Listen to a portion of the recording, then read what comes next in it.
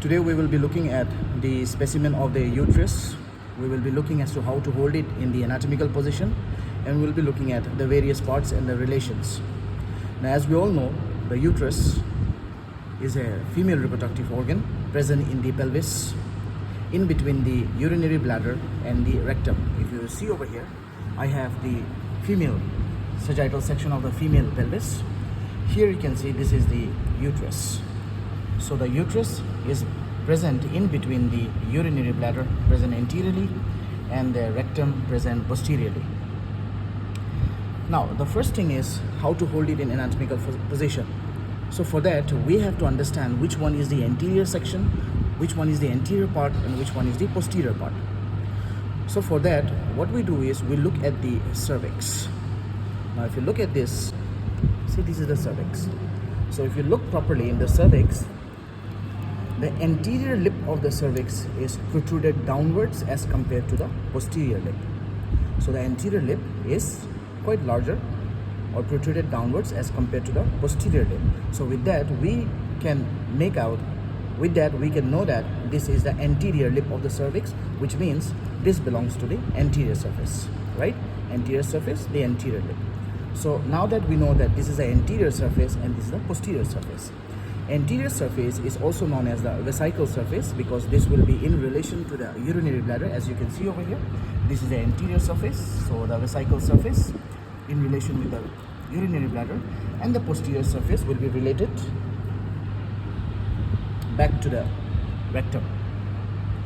Okay, this is the posterior surface. So we know that in the uterus we have two different kinds of flexion. We have the anteversion, which means the uterus is flexed and the angle is taken with the vagina. Here you can see this is the vagina, or you can see over here, see, this is the vaginal orifice, right? So the uterus is flexed over here. So this angle is known as the anteversion, which is approximately 90 degrees, provided that the urinary bladder and the rectum should be empty. And the other angle is known as the anteflexion, which is the flexion of the uterus, the body of the uterus and the cervix. So this angle is known as the anteflexion, which is approximately 125. Again, the urinary bladder and the rectum should be empty.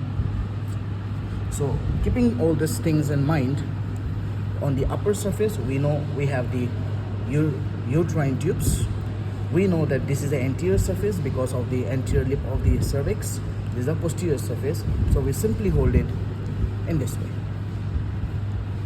Okay, we just press it a little bit from the thumb side.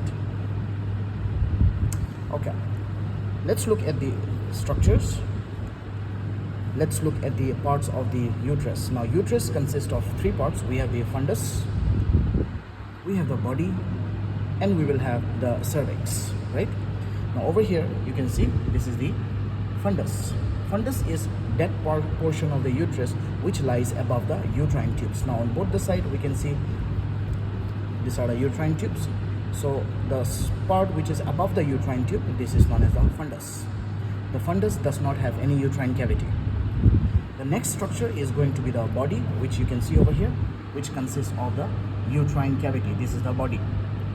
And the lower portion, this is known as the cervix. Okay. The anterior surface, which is also known as the vesical surface, has a peritoneal covering. The peritoneum covers a little bit downwards. The peritoneum goes a little bit downwards, and around the isthmus it moves on its way upwards. It is going to go downwards and it is going to come forwards, right?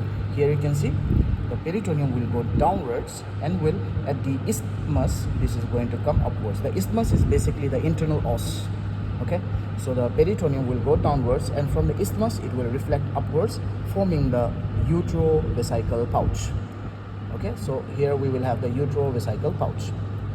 Similarly, on the posterior part, the peritoneum is going to cover the posterior surface and will go downwards and will wind upwards, forming the pouch of Douglas. So the peritoneum present in the uterus forms two pouch, uterovesical pouch, and posteriorly the recto-uterine pouch of Douglas. Okay, so this is about the anterior surface and the posterior surface. Now we have the lateral surface of the uterus, which is going to provide attachment to the broad ligament. Here you can see we have a margin of the broad ligament. This is the broad ligament. On the upper part, or on the lateral surface, on the upper part, we are going to have the lateral angles, also known as the cornu, where three structures opens, where three structures are present. On the topmost portion, we have the uterine tube. You can see this is the uterine tube. Anteriorly and inferiorly, antero-inferiorly, we are going to have the round ligament of the uterus, and posterior-inferiorly, we will have the ligament of the ovary. So this is the ligament of the ovary. Here you can see this is the ovary, right? This is the uterine part of the ovary. This is the tubal part of the ovary. So the uterine part of the ovary is attached to the lateral border of the uterus with the help of the ligament of the ovary, So on the lateral angle, we are going to have three structures. On the upper portion, we will be having the uterine tube. Antero-inferiorly, we will be having the round ligament, and posterior-inferiorly, we will be having the ligament of the ovary. Here, this is the uterine tube consisting of the intramural part, the isthmus, the ampulla, and then going backwards, this is the infundibulum. Here you can see the fimbris coming out of the infundibulum. This is going to go backwards and will hold on the tubal part of the ovary in this way. More lateral to the ovary, you can see the presence of this ligament. This is known as the suspensory ligament of the ovary. Okay, so this is all about the uterus, which you should know.